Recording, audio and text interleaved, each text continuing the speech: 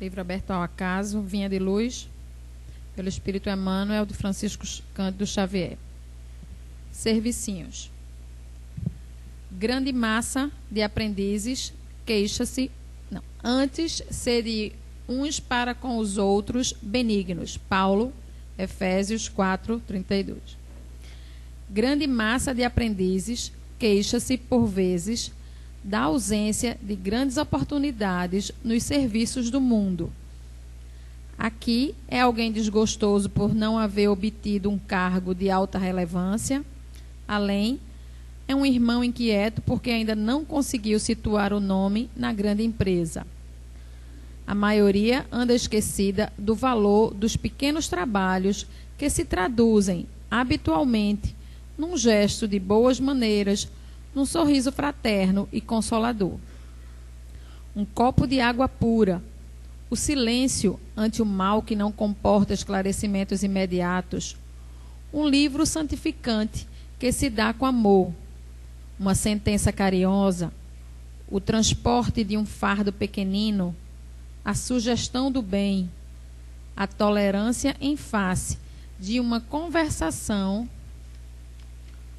fastidiosa, os favores gratuitos de alguns vinténs, a dádiva espontânea, ainda que humilde, a gentileza natural, constituem serviços de grande valor que raras pessoas tomam a justa consideração. Que importa a cegueira de quem recebe? Que poderá significar a malevolência das criaturas ingratas diante do impulso afetivo dos bons corações? Quantas vezes, em outros tempos, fomos igualmente cegos e perversos para com o Cristo, que nos tem dispensado todos os obséquios, grandes e pequenos. Não te mortifiques pela obtenção do ensejo de aparecer nos cartazes enormes do mundo. Isso pode traduzir muita dificuldade e perturbação para teu espírito, agora ou depois. Ser benevolente para com aqueles que te rodeiam. Não menospreze os servicinhos úteis. Neles repousa o bem-estar do caminho diário para quantos se congregam na experiência humana.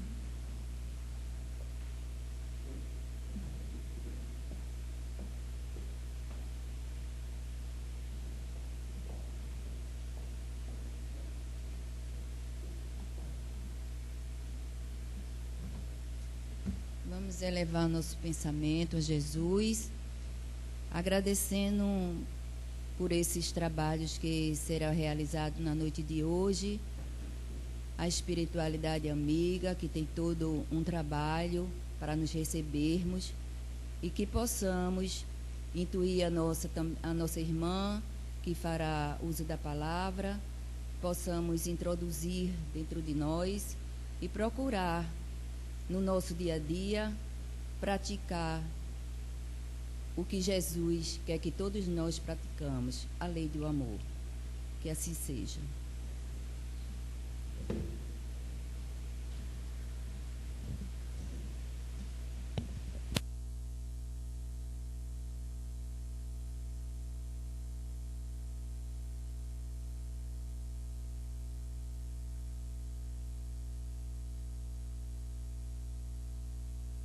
Boa noite.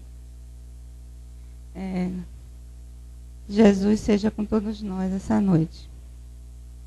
Bem, minha gente, o título da nossa palestra hoje é O Essencial é Invisível aos Olhos.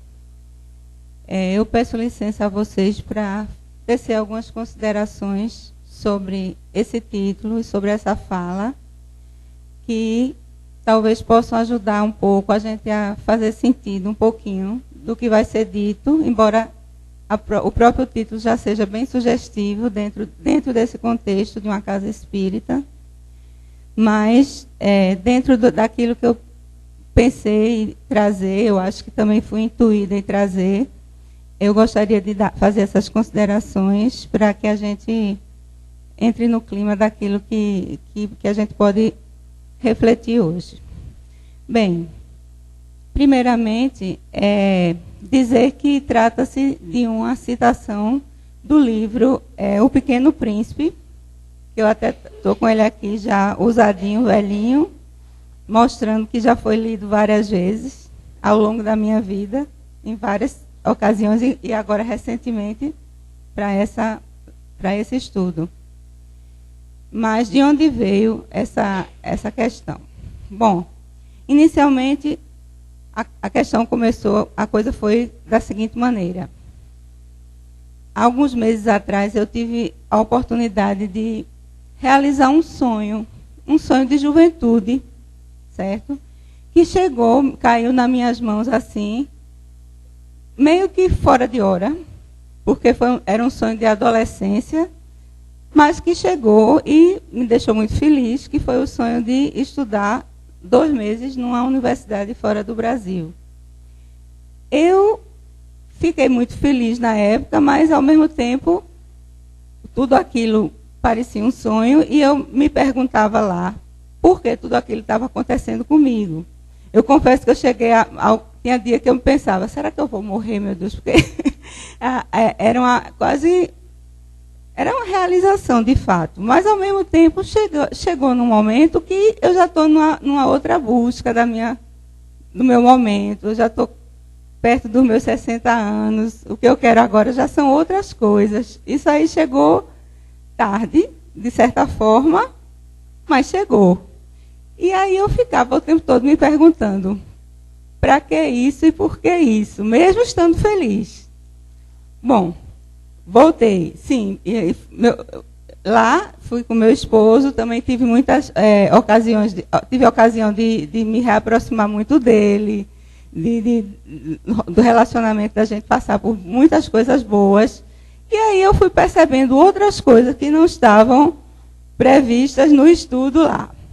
Bom, chegando aqui, já de volta, passeando pelo Facebook, eu vi uma postagem de uma pessoa que colocava algumas frases do livro O Pequeno Príncipe e discutia, entre elas estava essa, o essencial é invisível aos olhos, e aí eu repassei a postagem e dei ênfase a essa frasezinha aí.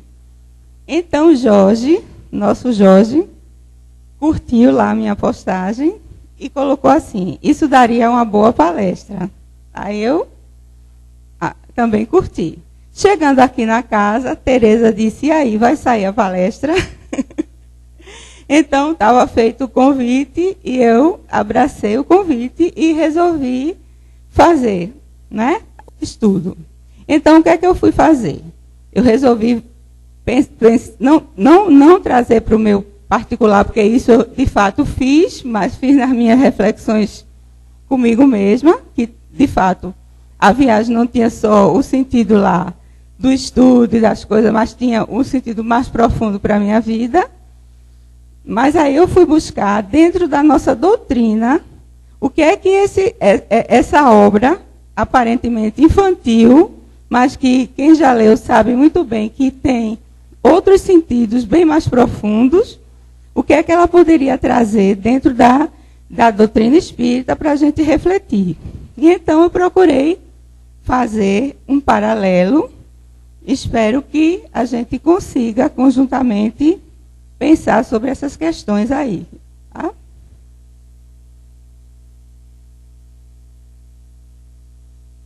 Só para eu ter uma ideia, todo mundo já leu, em algum momento da vida, O Pequeno Príncipe? Sim, uma pessoa ali, algumas cabeças. Sim, tá bom. Ótimo. Pelo menos não foram só os desencarnados que responderam, né? Bom, mas mesmo assim, como alguns podem estar esquecidos, eu vou fazer vou recordar um pouquinho sobre o que é a mensagem do Pequeno Príncipe. É a história o autor, né, que é o Antoine Saint-Exupéry, acho que é assim, se não for assim a pronúncia, vocês me perdoem. Ele é o narrador, né, e é também personagem da história, um aviador que o avião dá uma pane e ele cai no deserto do Saara e começa a pensar uma forma de arrumar o avião dele para voltar.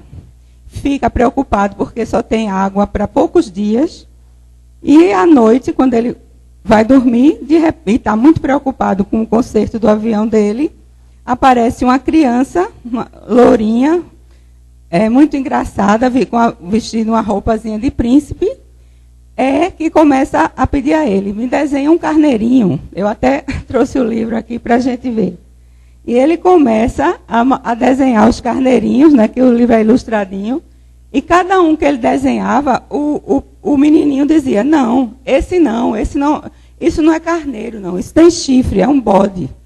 Aí ele desenhava outro, ele dizia, não, esse é muito velho. Aí ele já impaciente, porque ele querendo resolver o problema do avião dele, aí ele resolve desenhar uma caixa, com um buraquinho assim, diz, pronto, o carneiro está aí dentro, você se contente com esse, que é o carneiro. Então o menino diz, bom, era exatamente um carneirinho desse que eu queria. Aí começa toda a história, aí ele pergunta, esse carneiro come muito capim? Porque de onde eu venho não tem muito capim. Aí começa toda uma história, onde vai se desenrolando uma série de metáforas sobre muitas coisas, muitas questões, porque esse menininho vem de um planeta pequeno, onde ele lutava intensamente com ervas que cresciam, árvores, os baobás, me parece, que cresciam, e que ele tinha que arrancar pequenininhos, porque senão tomava conta do planeta, e uma série de questões que vão acontecendo. E aí, dessa história, ele visita vários planetas antes de chegar na Terra, onde ele se encontra com vários personagens interessantes, se encontra com um rei que reinava sozinho lá, mas ele era o rei, então ele tinha todo aquele poder. Encontra com um outro planeta onde tem um bêbado que também está lá, esquecendo as mágoas. Aí ele pergunta, por que você bebe? Eu bebo para esquecer que eu bebo. Então tem toda uma metáfora de várias situações, de vários vícios que acontecem. E ao final, que a história tem um final de certa forma triste, a criança morre, né? E, enfim, o aviador fica triste, mas muitas coisas são construídas em relação a isso. Bom, então, vamos para a nossa tentativa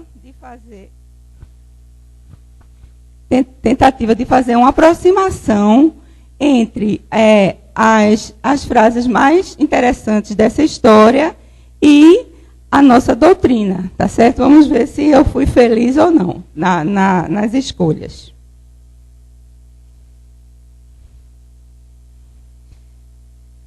Bem, a primeira frase que eu escolhi dentro da nossa historinha é: todas as pessoas grandes foram um dia crianças, mas poucas se lembram disso.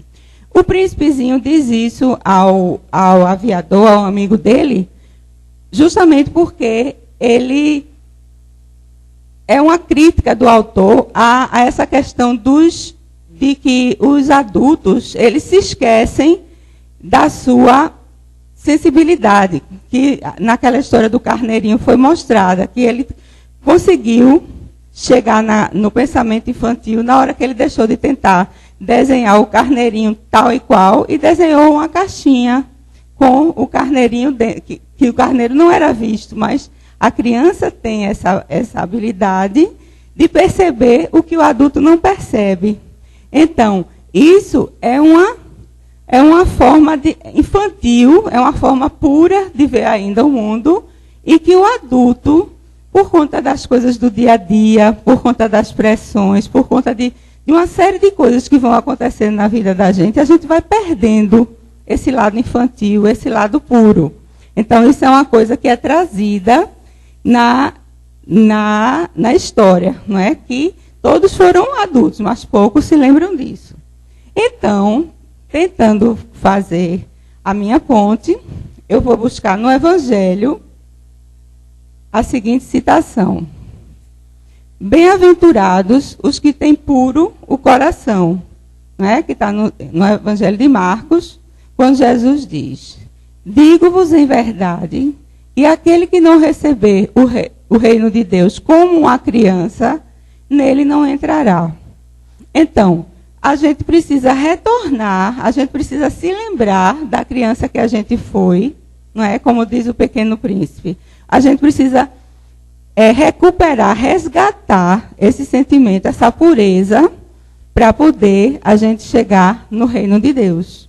A gente precisa se livrar dessa casca, dessa armadura do adulto, que só se preocupa com números. Isso, inclusive, é colocado lá no planeta onde ele chega, que tem o homem de negócios, que só fica contando o número de estrelas. E o príncipezinho pergunta, para que você conta? Ah, porque eu tenho que saber quantas eu tenho, e vou contando, e vou contando. Então, a gente perde a simplicidade, a gente perde a facilidade de contemplar, de perceber as pequenas coisas que são boas, que são importantes do nosso dia a dia.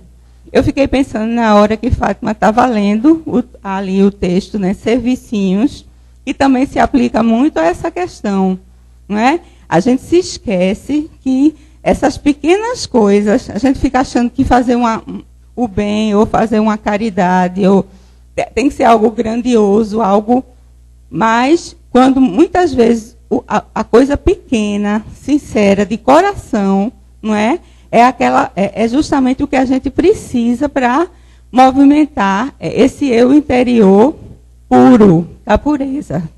Certo? Então, isso é do Evangelho.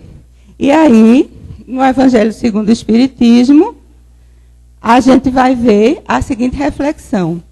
A pureza de coração é inseparável da simplicidade e da humildade. Então, é a questão da humildade. Quando o adulto aí, né, está sendo representado pelo orgulho, a vontade da posse, a vontade de ser melhor do que o outro, a vontade de se sobressair, certo? É por isso que Jesus toma a infância como emblema dessa pureza, do mesmo modo que a tomou como da humildade. Eu estou saindo do espacinho aqui. Vou pegar minha aguinha.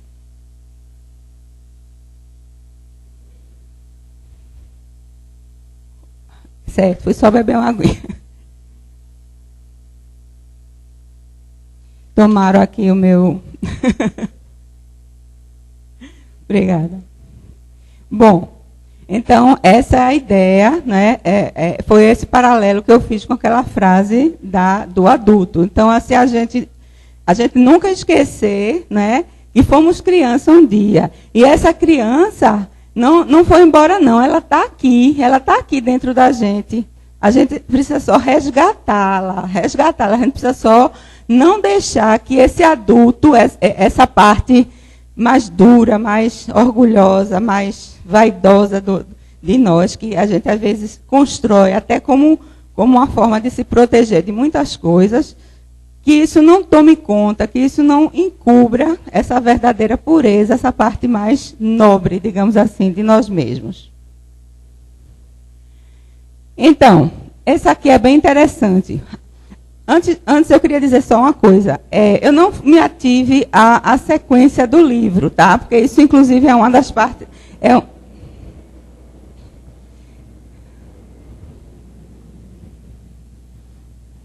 Essa gravura, ela representa uma das partes finais do livro, que é quando ele está no muro, conversando com a serpente, né? E negociando com ela, para que ela venha no dia seguinte para justamente picá-lo, porque ele acredita que quando...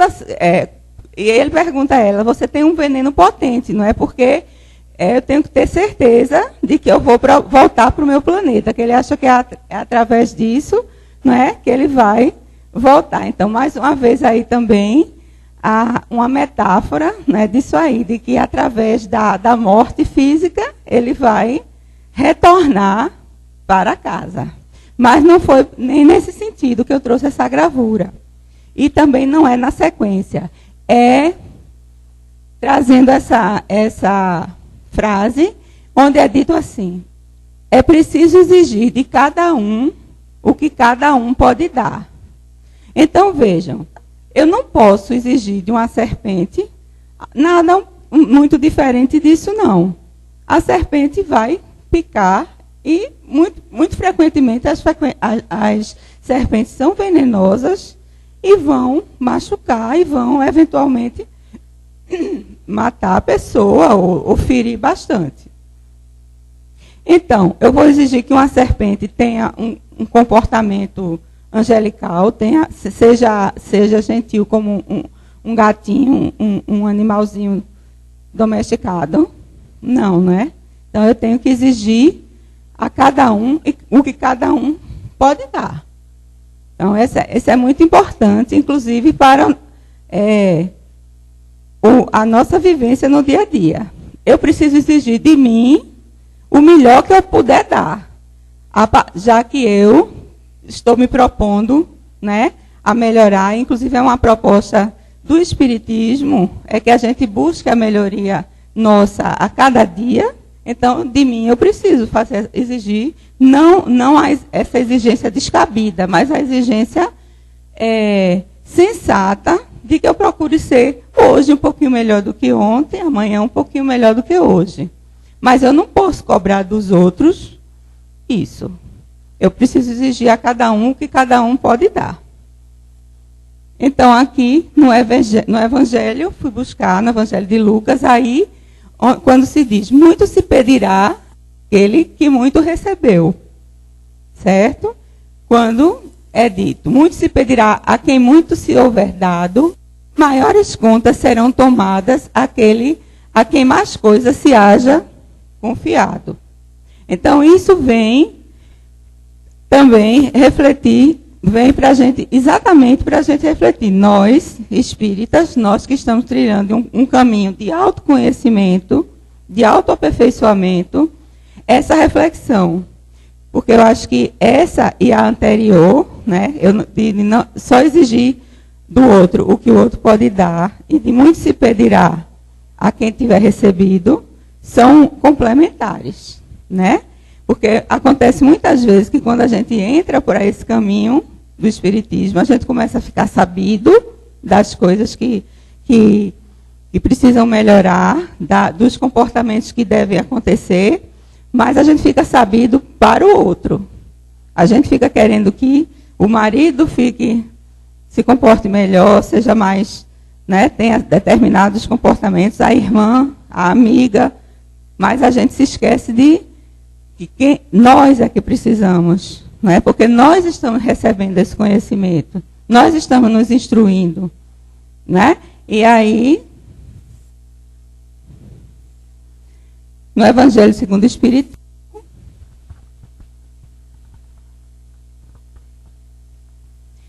é dito, aos espíritas, pois, muito será pedido, porque muito hão recebido. Mas também não é só cobrança, não, gente. Aos que houverem aproveitado, muito será dado.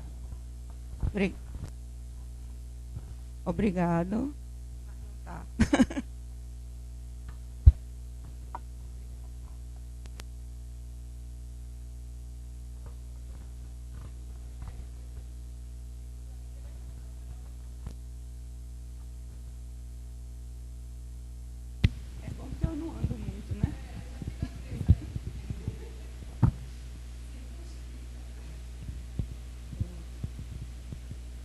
Pronto, tá indo, né? Então, pronto, a gente também entender isso. Se muito nos é dado, porque nós temos recebido um entendimento, um esclarecimento muito interessante sobre o Evangelho, sobre as coisas do Cristo, muito será pedido a nós. Mas também, aos que houverem aproveitado esse ensinamento, muito será dado. Então, assim, é importante essa reflexão, certo?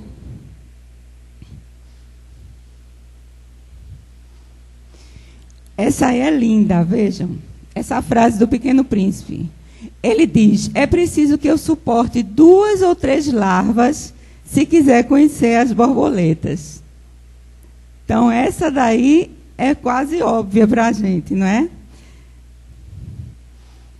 Se a gente quiser atingir alguma coisa melhor, uma evolução, um patamar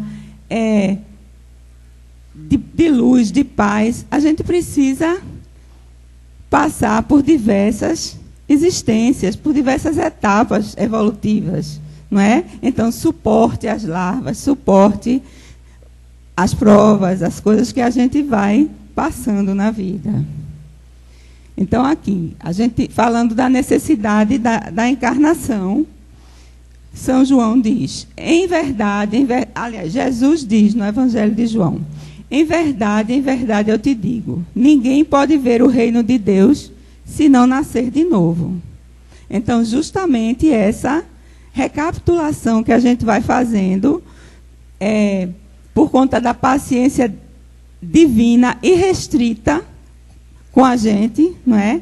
Que ele espera, e a gente vai, muitas vezes, repetindo nossos erros, mas ele sempre nos dando uma nova oportunidade da gente ir se burilando, se aperfeiçoando, tá certo? E se livrando das imperfeições e indo buscar aquela criança interior que a gente falou inicialmente, aquela pureza que a gente precisa resgatar. Então, no Evangelho segundo o Espiritismo, é dito, a passagem dos espíritos pela vida corpórea é necessária para que eles possam cumprir, por meio de uma ação material, os desígnios cuja execução Deus lhe confia. Então, assim, o que é que isso quer dizer? Quer dizer que tudo aquilo que a gente fez, que não estava de acordo com as leis de Deus, que causou um impacto negativo, ou na gente mesmo, ou no outro, a gente precisa se arrepender sinceramente, mas, sobretudo, reparar. Não basta só o arrependimento, mas a gente precisa reparar, precisa, de alguma forma, refazer o caminho para que o equilíbrio seja retomado.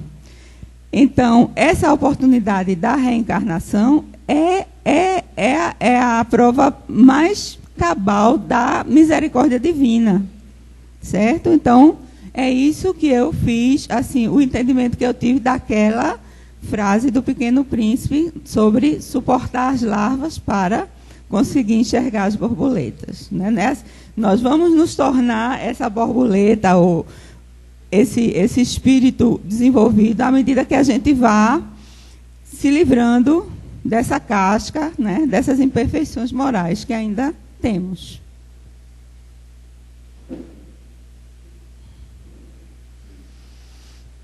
Essa é interessante. Essa aí se refere ao planeta onde o príncipezinho chega e encontra um único morador, que ele é assim, bem vestido.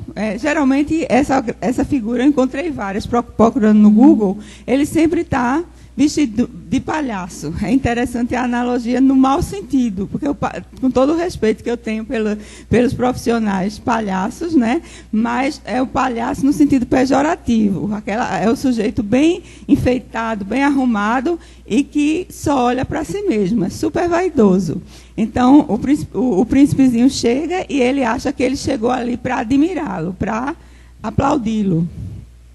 Então, a frase é: para os vaidosos, os outros são sempre admiradores. Se a gente pensar um pouquinho direitinho, em algum momento da vida, a vaidade nos fez pensar isso, que os outros estão a nos admirar, certo? Porque uns mais, outros menos, mas a gente sempre tem algum grau de vaidade. Não é? Estou aqui para ser visto, para ser admirado. O ruim é quando isso se torna uma constante, quando a gente quer viver eternamente sendo admirado, sendo como se não existisse mais nada, certo? Quando, na verdade, o que a gente precisa é tirar o foco do ego, né? A egolatria, como se diz, e passar a prestar atenção no outro. Porque, na verdade, o que somos e o que temos, o mérito é muito pouco de nós mesmos. Nós estamos batalhando ainda para construir alguma coisa. E mesmo essa batalha tem tudo a ver com Deus e com o que Ele nos proporciona, nos dá de possibilidade. Então, a gente não tem nada do que ficar se vangloriando, não.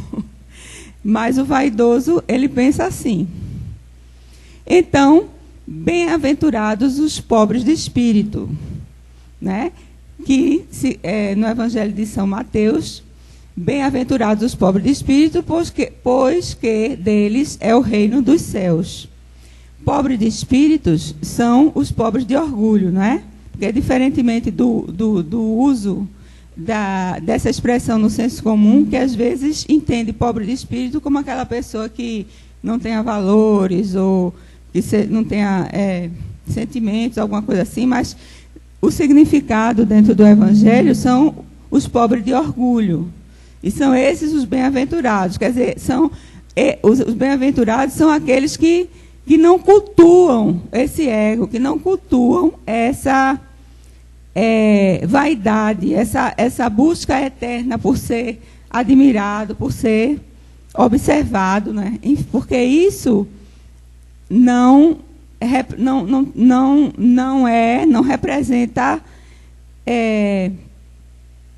uma boa forma de se buscar esse aperfeiçoamento. Muito pelo contrário, o foco deve ser a construção comum, o outro que precisa de nós. Não, o tempo todo eu querer aplausos.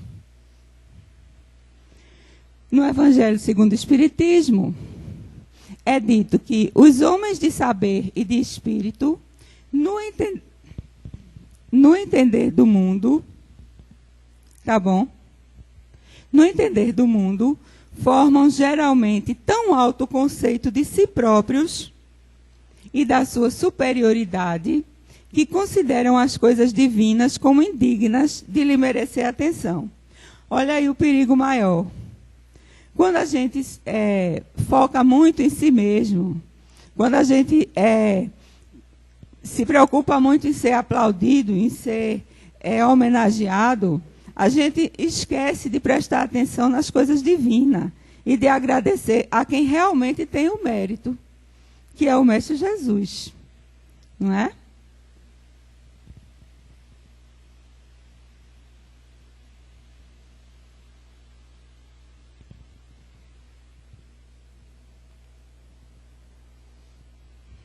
Essa também é legal. É quando ele chega no planeta do rei, onde tem um monarca também sozinho e reinando lá, se achando, né? Então, ali são outros planetas já, com outros personagens, mas lá está o rei sozinho. Então ele diz, para os reis, o mundo é muito mais simples, porque todos os homens são súditos. Pronto, é bem mais fácil. Os outros são súditos, eu sou o rei, ótimo, né? As observações do príncipe são ótimas. E aí a gente foi buscar esse trecho do Evangelho de Mateus, onde Jesus vai dizer que aquele que se eleva será rebaixado, na seguinte citação. Jesus, chamando os apóstolos para perto de si, lhes disse: aquele que quiser tornar-se o maior, seja vosso servo. E aquele que quiser ser o primeiro entre vós, seja vosso escravo. É interessante que essa citação, ela é complementar da anterior, né? A gente falou do vaidoso, daquele que só está interessado em olhar para si mesmo, em receber aplausos, e depois vem o rei, né? Para quem todos os demais são súditos. E aí vem Jesus dizer: aquele que quiser tornar-se o maior, seja vosso servo, né?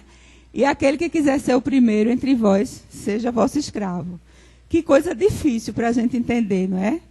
Se a gente não tiver os ouvidos de ouvir, é muito difícil entender isso. Mas é a filosofia de Jesus na sua pureza total. O maior é o que serve, não o que quer ser servido o tempo inteiro, o que quer ser aplaudido. Bom, no Evangelho segundo o Espiritismo, a reflexão é: Em todas as circunstâncias, Jesus põe a humildade na categoria das virtudes que aproximam de Deus e o orgulho entre os vícios que dele afastam a criatura. Isso é muito importante da gente refletir. A humildade aproxima de Deus e orgulho afasta. Isso é muito importante, porque às vezes a gente nem se dá conta que determinadas ações, determinadas atitudes, determinados pensamentos são pensamentos, ações e atitudes de orgulho. E que a gente é bom para a gente, é bom para a nossa saúde espiritual, o desenvolvimento da humildade. Eu já escutei de um palestrante, eu estou esquecida do nome dele agora, já vem, falando sobre qual é a origem da palavra humildade. Humildade vem de humus, que é fertilidade, fértil. Então, um solo que esteja fértil, ele está aberto a receber as coisas, né? A planta, a semente. Então, quem é humilde recebe a crítica e aproveita daquilo ali para se melhorar. O orgulhoso não. O orgulhoso não recebe a crítica, não aceita a crítica muito bem, rebate. Não. O outro ele é que é o dono da verdade, o outro é que está errado. Então, ele não cresce, ele vai encruar, vai ficar aquela plantinha encruada. Então, isso é muito importante, porque nós temos essa dificuldade, em maior ou menor grau. Nós temos muita dificuldade de escutar, quando, na verdade, o outro é o grande espelho nosso. Quando o outro diz alguma coisa que a gente assim não gostou de ouvir, né? Feriu aquele lado vaidade nosso, aquilo é que é o bom. Aquilo é que é o bom para a gente repensar, para a gente ver, puxa, será que tem alguma coisa de razão naquilo ali? Será que eu não posso, não é? Então, assim, a humildade, se tornar fértil para escutar o que vem de fora, sem sofrer, sem se agastar, sem ficar devastado com a crítica, mas dali tirar um proveito maior. Porque, afinal de contas, qual é o nosso objetivo? Não é a melhoria, não é a evolução? Pois então, em todas as circunstâncias, Jesus põe a humildade na categoria das virtudes que aproximam de Deus e o orgulho entre os vícios que dele afastam a criatura. E isso por uma razão muito natural, a de ser a humildade um ato de submissão a Deus, ao passo que orgulho é a revolta contra ele. Então, assim, mais uma vez, retomando esse mesmo palestrante que eu estou morrendo de pena, que eu não estou lembrando o nome dele, e não estou podendo dar o crédito ao que ele diz, mas ele fala que o outro, aqueles que nós convivemos, são o inimigo, como ele diz às vezes, que justamente as pessoas que falam mal da gente, ou que criticam a gente, o inimigo, entre aspas, é o nosso personal trainer. Porque ele vai ajudar a gente a queimar as gordurinhas do orgulho, das nossas deficiências morais, não é? Aí ele diz assim, o personal trainer é bom ou ruim? É bom. A gente paga um dinheirão caro, ele acorda a gente cedo para comer uma folha de alface com um pedacinho de nada de peixe e uma rodelinha de tomate e depois uma xicrinha de gelatina diet. Mas é bom, porque você vai emagrecer, você vai ficar com colesterol baixo, vai ficar com a saúde em forma. Então, a mesma coisa é o outro, que vem, às vezes, pisa exatamente no calo da gente, diz uma coisa que a gente sabe que é errado, mas que a gente não gosta de ouvir.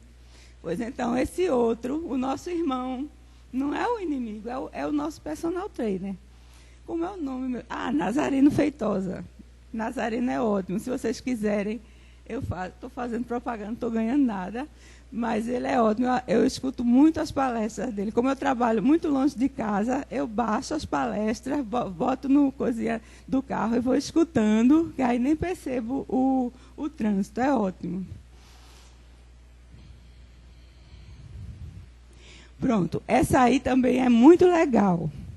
Essa frasezinha do príncipe, porque era o seguinte, o príncipe tinha uma rosa que ele cultivava com o maior carinho lá. Embora a rosa fosse mentirosa, cheia de defeitos, vaidosa, mas ele tinha o maior carinho e cultivava e fazia todo tipo de cuidado com ela. E aí, um dia, conversando com uma raposa, ele encontra um jardim com um monte de rosas iguais às dele. E ele fica decepcionado, porque ele diz, puxa, eu cuidava com tanto carinho da minha rosa, achando que ela era única, mas existiam milhares de outras. Aí a raposa, muito filosófica, muito evoluída, diz para ele assim, olhe, a sua rosa é única, porque justamente você a cativou. E tu te tornas eternamente responsável por aquilo que cativas. Então, assim, não importa que existam outras rosas que sejam iguais, entre aspas, à tua. Mas nenhuma rosa vai ser igual à tua, porque a tua, tu cativaste, tu cuidaste dela, tu viste o que ela tinha a te dizer, não é? Então, tu te tornas eternamente responsável por aquilo que cativaste. Então, vejam, o que é que ponto, não é, do Evangelho pode ter a ver com isso aí? Amar o próximo como a si mesmo. Tratai todos os homens como querias que eles vos tratassem. Certo, estávamos falando de alguém especial que a gente cativou. Mas, ao mesmo tempo, todos os outros, todo aquele que passa pelo nosso caminho é alguém especial. E é alguém que a gente precisa cativar. Não é à toa que pessoa alguma passa pela nossa vida. Pessoa alguma. Não é?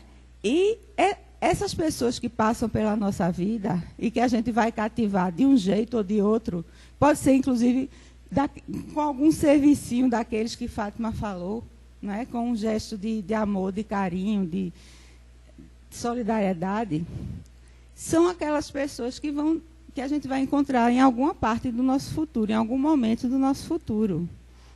Então, a gente tendo consciência disso, a gente vai percebendo a importância do porquê o que a gente planta aqui, a gente vai colher mais adiante. Não é verdade? Então, a gente só aprende a amar quando a gente aprende a se colocar no lugar do outro. Então, eu não vou fazer ao outro o que eu não quero que faça comigo. Eu vou amar o outro como eu amo a mim mesmo. Então, Jesus diz que quando, aliás, o comentário do Evangelho segundo o Espiritismo, é que quando essas máximas como essa, que foi comentada agora, forem adotadas para a regra de conduta e para a base das suas instituições, os homens compreenderão a verdadeira fraternidade e farão que entre eles reinem a paz e a justiça. Não é? Porque nós reclamamos tanto, nós todos estamos muito incomodados com a situação geral, né, mundial, e a situação do nosso país especificamente, por muitas coisas ruins que têm acontecido.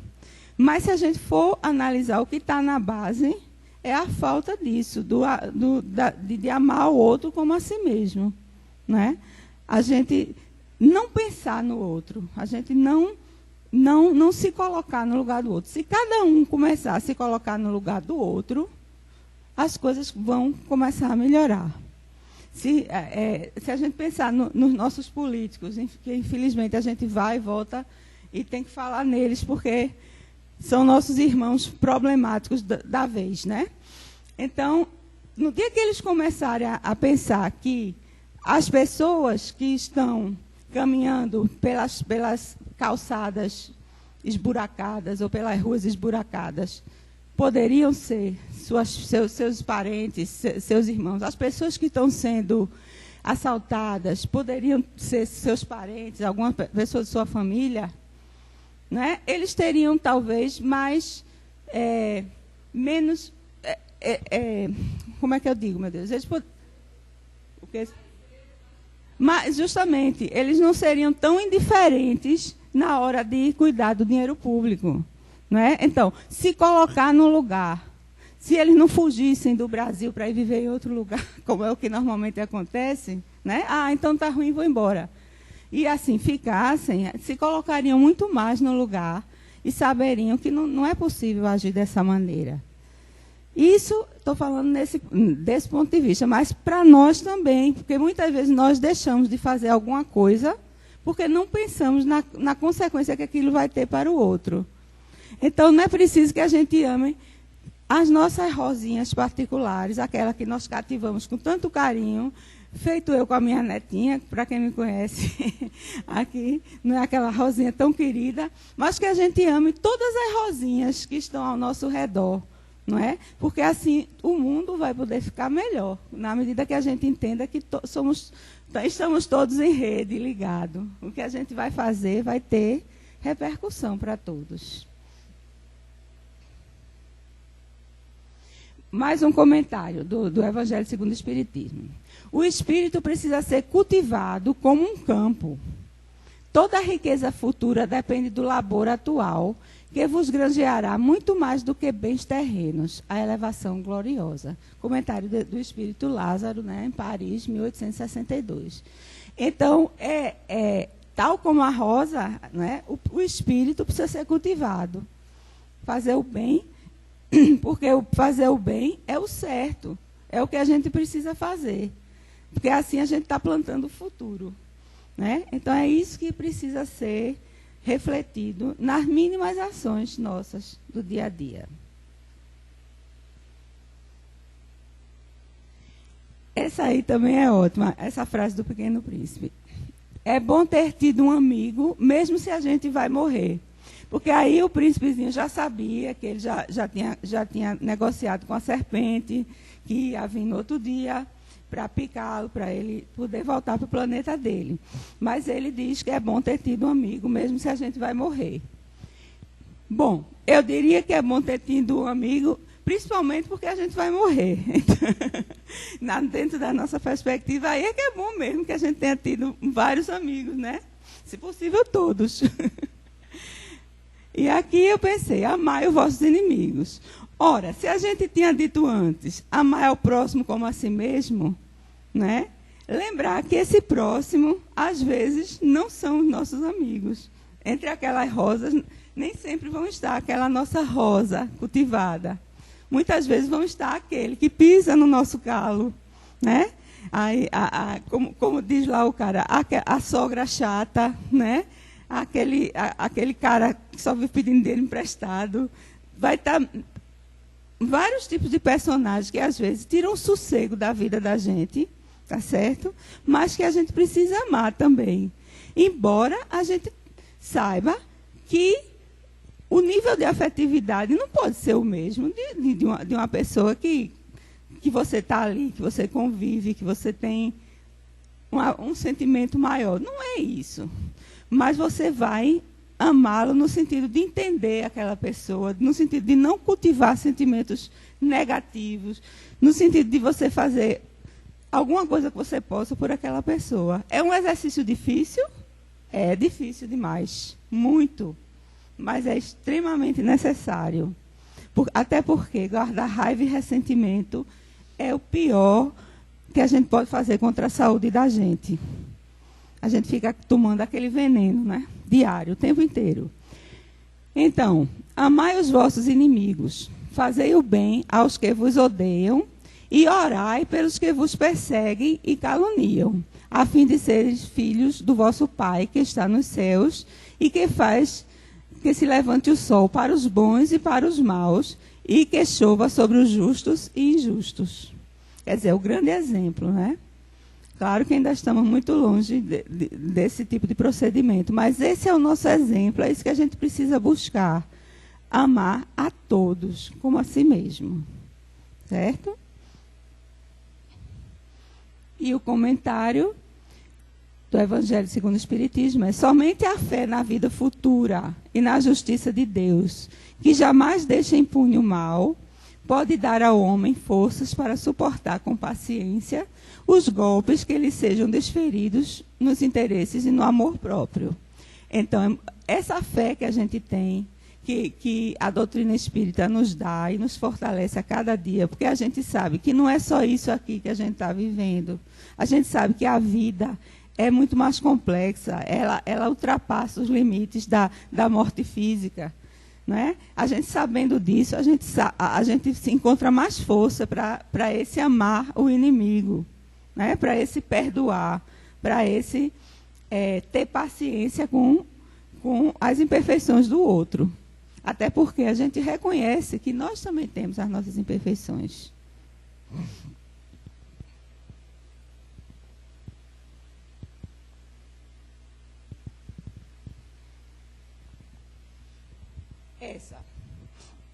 É bem mais difícil julgar a si mesmo do que julgar os outros.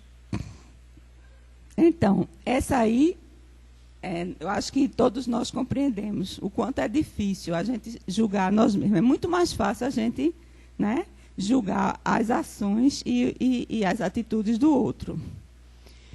Então, esse aí eu trouxe o cisco e a trave no olho, né, do Evangelho de São Mateus.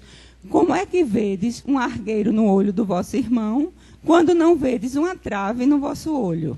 Hipócritas, tirai primeiro a trave do vosso olho, e depois, então, vede como os podereis tirar o argueiro do olho do vosso irmão. Não é? Então, isso é um exercício também. Não são exercícios fáceis, mas a gente precisa o tempo inteiro, né, estar se exercitando nesse sentido. Porque é muito fácil apontar, fulano faz isso, fulano faz aquilo, você está fazendo aquilo. Mas a gente parar para pensar que nós precisamos refletir sobre a nossa conduta, sobre o nosso sentimento, sobre aquilo que nós fazemos. Né? Esse é que é o verdadeiro exercício daquele que quer o autoconhecimento, daquele que quer o autoaperfeiçoamento. E eu acho que todos nós queremos isso. Não é? Deixar essa atitude, de certa maneira, infantil, de achar que nós somos os melhores, nós somos os que temos a razão, e entender que nós somos aqueles que ainda estamos caminhando com dificuldade para tentar caminhar um pouquinho, tentar adquirir alguma coisa. E aqui o comentário. Incontestavelmente, é o orgulho que induz o homem a dissimular para si mesmo os seus defeitos. A gente dissimula para a gente mesmo, isso é que é o pior. Tanto morais quanto físicos. É tão incrível isso, que muitas vezes a gente olha no espelho e não consegue se ver como a gente realmente é. Eu digo isso por experiência própria, porque eu vivo lutando há décadas com a questão da obesidade, e nem sempre eu consigo me enxergar realmente como eu sou. Nem sempre. É difícil mesmo. Então, imagine, se fisicamente você às vezes não consegue se perceber como você é, imagine moralmente. A gente se acha assim, a sétima maravilha, mas vamos olhar direitinho e ver exatamente. Será que eu não sou ciumento? Será que eu não estou com inveja, não sinto inveja de A ou de B? Né? Será que eu não tenho raiva por causa de uma bobagem? E tem, essa semana mesmo eu tive um episódio, eu comentei até com Marone aqui, que eu estava chateada comigo, porque eu tinha me enraivecido com uma situação muito boba. Aí ela foi maravilhosa, porque ela disse, mas nós somos humanos, né? Ninguém é santo. Ela me disse isso chegou na hora para mim, que aí eu parei de me exigir uma postura que eu não estava pronta ainda. E disse, eu tive raiva mesmo, tudo bem. Mas é importante a gente reconhecer, já é um passo para, né? Bom, semelhante insensatez é essencialmente contrária à caridade. Quer dizer, o orgulho que faz a gente dissimular quem a gente é contrário à caridade. Tem isso a ver com caridade, né? Mas tem, porque a verdadeira caridade é modesta, simples e indulgente. Então, se a gente sabe que fora da caridade não há salvação, então o orgulho não está nessa programação. Então, vamos logo cuidando de trabalhar esse orgulho, né? E, finalmente, a frase que deu origem ao estudo, né? O essencial é invisível aos olhos e só se vê bem com o coração. ou com o espírito, se a gente quiser dizer, com a alma, não é? Então, para que a gente perceba todas essas coisas que a gente comentou aqui e uma série de outras que envolvem a doutrina espírita como um todo, a gente vai perceber exatamente isso, que o essencial é invisível aos olhos. Tudo que nos acontece na vida, de bom ou de ruim, tem sempre alguma coisa para nos ensinar e que nem sempre a mensagem está assim tão clara. A gente vai perceber tempos depois, como aconteceu comigo na minha experiência lá, do meu sonho de juventude. Depois foi que eu fui perceber tantos significados, inclusive para a minha vida pessoal, que tinha a ver com aquilo ali e não tinha nada a ver com a história em si. Certo? Então, esse aí tem a ver muito com essa citação aí. Meu reino não é deste mundo. Não é? Então, no Evangelho de São João, Jesus diz, meu reino não é deste mundo. Se o meu reino fosse deste mundo, a minha gente houvera combatido para impedir que eu caísse nas mãos dos judeus, mas o meu reino ainda não é aqui. Ou seja, o reino de Deus não é o que se pensava na época. Os reis, as coroas, as joias, o poder. Que se pensava na época, entre aspas, porque ainda hoje nós temos muita ilusão quanto a isso. Muita gente tem muita ilusão quanto a isso. Pensa-se que ser bem-sucedido, que ser feliz, que estar bem é ter dinheiro, é ter posto, é ter sucesso financeiro, é ter casa, é ter carro do ano, não é? E isso seria a felicidade. Mas não é. A felicidade é outra coisa. É a gente buscar essas coisas que não são visíveis aos olhos. São coisas internas, são coisas... É o equilíbrio da gente, é a nossa comunhão, a nossa conversinha de pé de orelha com a espiritualidade. Essa que a gente pode fazer e se sentir bem, onde quer que a gente esteja. Então, aí vamos ver alguns comentários. O Espiritismo mostra que essa vida que a gente está vivendo agora não passa de um elo harmonioso e magnífico com o conjunto da obra do Criador. É importante? É, porque é um elo harmonioso e magnífico com o conjunto da obra. Mas não é tudo. A gente não pode viver como se tudo que tivesse importância estivesse aqui materialmente constituído. Essas coisas servem de instrumento para o nosso desenvolvimento. O Espiritismo mostra ainda a solidariedade que conjuga todas as existências de um mesmo ser, todos os seres de um mesmo mundo e os seres de todos os mundos. Veja só, não é? Faculta, assim, uma base e uma razão de ser, a fraternidade universal. Veja, a gente tem que caminhar para isso, para essa fraternidade universal. Numa perspectiva como essa, será que existe lugar para o ego, para a vaidade? Para eu olhar só para mim e dizer, poxa, olha quem eu sou o cara. Eu sou quem, meu Deus? Eu sou um elo nessa construção toda de Deus. É isso que a gente precisa entender. Então, uma rainha de França, de Le Havre, vai trazer um comentário interessante sobre isso, para a gente completar essa reflexão. Ela diz que correm os homens por alcançar os bens terrestres como se os houvessem de guardar para sempre. Não é? A gente corre, vive, não, vou comprar isso, vou ter aquilo, vou guardar joias, como se a gente fosse guardar isso para sempre, quando a gente sabe que não é, né? Quando a gente morre, vira pó, fica para alguém e a gente não leva nada. Aí ela diz, aqui, porém, todas as ilusões se somem. Cedo se apercebem eles de que apenas apanharam uma sombra e desprezaram os únicos bens reais e duradouros, os únicos que eles aproveitam na morada celeste, os únicos que eles podem facultar acesso a esta, que são aqueles bens invisíveis aos olhos que a gente vem comentando. Ainda a mesma rainha. Compadecei-vos dos que não ganharam o reino dos céus. Ajudai-os com as vossas preces, porquanto a prece aproxima do Altíssimo o homem. É o traço de união entre o céu e a terra. Não o esqueçais. Quer dizer, prece por essas criaturas que estavam tão iludidas. E tira o exemplo para que a gente não fique tão iludido também com essas coisas. Porque a gente sofre demais por essas coisas que a gente sabe que são efêmeras.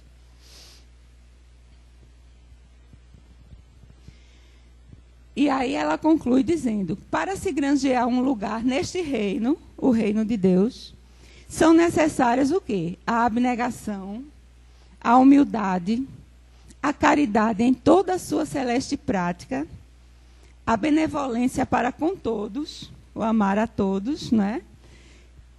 Não se pergunta o que fostes aqui na terra, nem que posição ocupastes, mas que bem fizestes.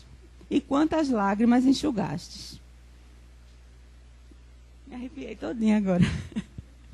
Então, é o testemunho de uma rainha que chegou lá e viu que não era coisa nenhuma de rainha. Que os títulos, as joias, o reinado, nada valeu ali. Tudo o que queriam saber era isso. Era quantas lágrimas ela tinha enxugado. E a decepção de ter perdido tanto tempo procurando por sombras. E então, aqui para encerrar, o reino dos céus é como um tesouro escondido, né? Então, a gente pode até pensar no reino do céu como uma alegoria, como essa gravura mostra aqui, né? Alguma coisa bem linda, assim, toda dourada, dentro das nuvens. Mas o reino dos céus, ele está aqui dentro, está aqui. A gente está construindo todo dia e toda hora. Na última reunião de estudos nossa, do estudo da desenvolvimento mediúnico, a gente estava comentando isso, porque a gente comentando assim, poxa, de coisas que a gente ouve falar, de pessoas que se perguntam, para onde eu vou quando eu morrer? Será que eu vou para a colônia tal? Será que eu vou ficar em tal lugar? Será que eu vou para o umbral? Para onde eu vou? E aí, comentou-se o seguinte, que a gente vai para onde a gente já vive, provavelmente, ou alguma coisa muito semelhante, ou muito próxima, que se afine muito para esse mundo interno que você vive. Se você vive num mundo muito preocupado, o que é que os outros vão pensar de você? Eu estou com inveja de fulano, eu estou com raiva porque eu não consegui. É nesse mundo que você vai viver. Pense como é que é seu mundinho interno agora. Você vive sofrendo porque não tem isso, porque não comprou o carro, ou você vive em paz e se comunicando com a espiritualidade. Então, esse reino a gente está construindo todos os dias agora. Hoje, amanhã, todos os dias. Então, é para lá que a gente vai. Tá certo, gente? Então, que a paz do Senhor esteja com a gente, tá?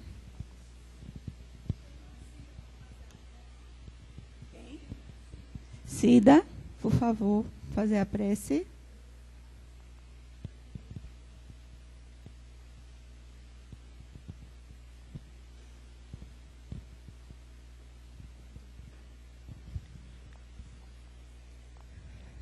Amado Mestre Jesus, agradecidos estamos pelas palavras, pelas reflexões, pelos ensinamentos.